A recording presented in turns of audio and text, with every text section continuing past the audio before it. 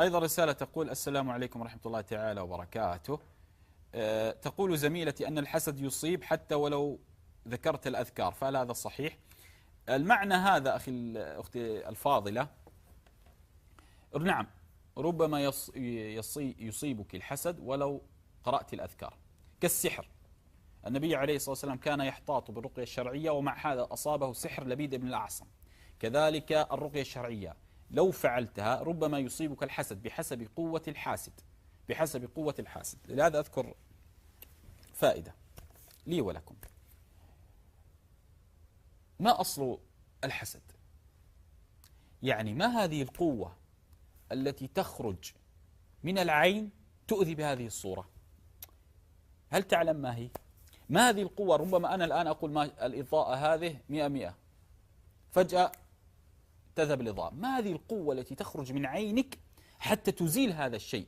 لهذا أهل العلم قالوا الحسد يشترط به المواجهة، بمعنى أن ترى من تريد. الحاسد أن يراك، الحاسد أن يراك. لهذا عمر كان ينفي الحساد رضي الله تعالى عنه. فيشترط ماذا؟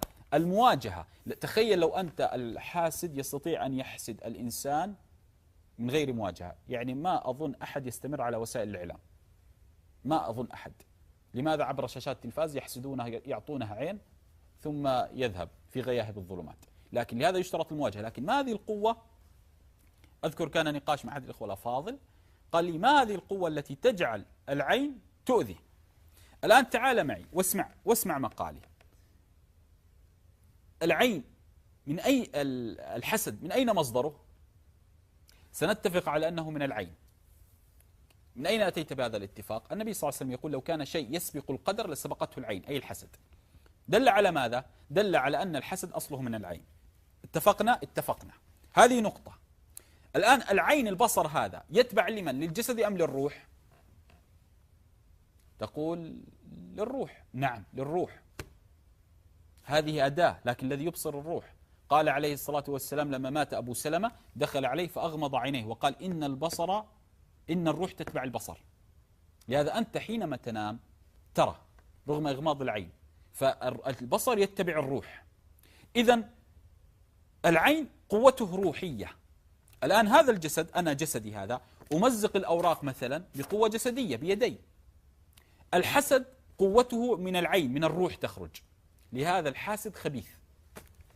كلما زاد خبث الروح كلما زادت قوة الحاسد. فتخرج العين، تخرج سهامها من الروح. لهذا لا نعلم لها سرا. لهذا الحسد من أسرار الروح. يسألونك عن الروح قل الروح من أمر ربي. فالحسد من أسرار الروح، قوة تخرج من الروح.